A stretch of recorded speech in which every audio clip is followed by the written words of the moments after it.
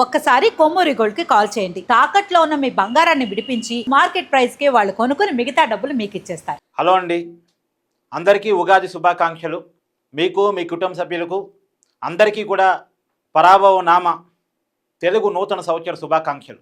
సరే, ఇక కంటెంట్లోకి వెళ్ళినప్పుడు నిన్న అసెంబ్లీలో తెలంగాణ ముఖ్యమంత్రి రేవంత్ రెడ్డి గారు కీలకమైన పాయింట్లు లేవనెత్తారు. కేసీఆర్ గారు 1,06,55,000 జీతం రూపంలో, అలవెన్స్ రూపంలో ఇప్పటి వరకు పొందారు. కానీ ఆయన శాసనసభకు రావటం లేదు. ఇది నిజంగా దారుణం అండి.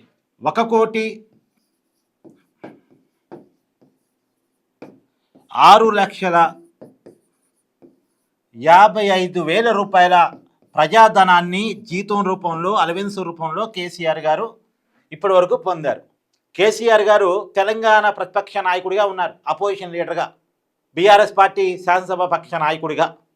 ఆయన రావాలి, ప్రజా సమస్యల మీద మాట్లాడాలి. నిజానికి కేసీఆర్ అసెంబ్లీకి వస్తే అసెంబ్లీ నెక్స్ట్ లెవెల్ ఉంటుంది. కేసీఆర్కి చాలా విషయాల మీద సమగ్రమైన అవగాహన ఉంటుంది. కేసీఆర్ని తట్టుకోవటం రేవంత్ రెడ్డి వల్ల కూడా అవుద్దో కాదో. కేసీఆర్ మంచి మాటకారి, అందులోనూ అందరికీ అర్థమయ్యేలా ఒక విషయాన్ని చెప్పగలిగిన నేర్పరి. ఆయన వచ్చి ఒక విషయాన్ని గట్టిగా చెప్పాడు అంటే దాన్ని జనం నమ్మటానికి ఆస్కారం ఉంటుంది. అందుకని కేసీఆర్ వస్తున్నాడంటే ప్రభుత్వం కూడా ఒళ్ళు దగ్గర పెట్టుకొని భయంగా పనిచేస్తుంది. మంత్రులు, ముఖ్యమంత్రి సబ్జెక్ట్ ప్రిపేర్ అయ్యే వస్తారు.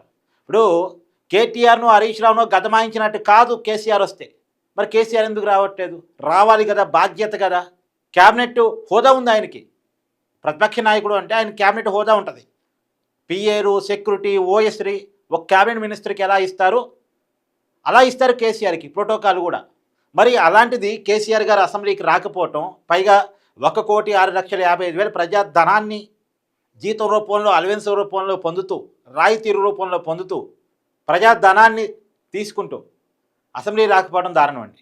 ఒకవేళ అసెంబ్లీకి రావడం కుదరటం లేదనుకోండి, ఇష్టం లేదనుకోండి, ముఖ్యమంత్రిగా రేవంత్ రెడ్డి గారిని ఇష్టపడట్లేదనుకోండి, ఎమ్మెల్యే పదవికి రాజీనామా చేస్తే పోయా, పొజిషన్కి రాజీనామా చేస్తే పోయా.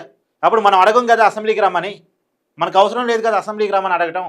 అయితే రాజీనామా అన్నా చేయాలి, లేదు అసెంబ్లీ కన్నా రావాలి. అంటే మంచిని మంచిగా, చెడును పట్టాడుకోవాలి. కాబట్టి అసెంబ్లీకి రావడం అనేది కేసీఆర్ గారి బాధ్యత. ఏదైనా నిన్న రేవంత్ రెడ్డి గారు లేవనెత్తినటువంటి ఈ పాయింట్ మాత్రం చాలా కీలకం. ప్రజాధనాన్ని పొందుతూ అసెంబ్లీకి రాకపోవటాన్ని ఎలా చూడాలి? ఇప్పుడు కేసీఆర్ గారిని ఆదర్శంగా తీసుకొని అక్కడ జగన్ కూడా ఏపీలో అసెంబ్లీకి వెళ్ళట్లే. ఒక జగనే కాదు, జగన్తో పాటు వాళ్ళ పార్టీ ఎమ్మెల్యేలు ఎవరు అసెంబ్లీకి వెళ్ళట్లే. ప్రతిపక్ష హోదా ఇస్తే తప్ప మేము అసెంబ్లీకి రావని అక్కడ చెప్తున్నారు. ఇక్కడ ప్రతిపక్ష హోదా ఉంది, ప్రతిపక్ష నాయకుడిగా కేసీఆర్ ఉన్నారు, అయినా ఇక్కడ అసెంబ్లీకి ఏం రావట్లే. సభకి రాకపోవడం కరెక్ట్ కాదు. మళ్ళా చర్యలు తీసుకుంటారేమో అని చెప్పేసి అడపాదడప వచ్చిపోతున్నాడు. 6 నెలలకు ఒకసారి వస్తాడు, సంవత్సరానికి ఒకసారి 2 సార్లు వస్తాడు. అలా వస్తాడు, కనిపించి వెళ్ళిపోతాడు. రాలేదు అనుకోకుండా మొక్కుబడిగా మళ్ళీ వచ్చి మాట్లాడే వరకు ఉండడు. వస్తాడు, కనపడతాడు, సభకి నమస్కారం పెట్టి వెళ్ళిపోతాడు. అటెండెన్స్ కోసం ఇది చర్యలు తీసుకోకుండా. మామూలుగా సభకి పర్మిషన్ లేకుండా వరుసగా 60 రోజుల పాటు హాజరు కాకపోతే చర్యలు తీసుకునేటువంటి అవకాశం స్పీకర్ గారికి ఉంటుంది. మళ్ళీ ఎక్కడ చర్యలు తీసుకుంటారో, మళ్ళీ ఎక్కడన్నా గజ్వేల్ ఉప ఎన్నికలు వస్తాయో, ఆవిడ ప్రజలకి ఏం సమాధానం చెప్పుకోవాలి. మళ్ళీ కాంగ్రెస్ పార్టీ అధికారం ఉంది, గజ్వేల్ ఓడిపోతే పరువు పోయింది కాబట్టి వస్తాడు. ఇది కరెక్ట్ కాదు కదా. మీ అభిప్రాయాన్ని కామెంట్ చేయండి. Thank you.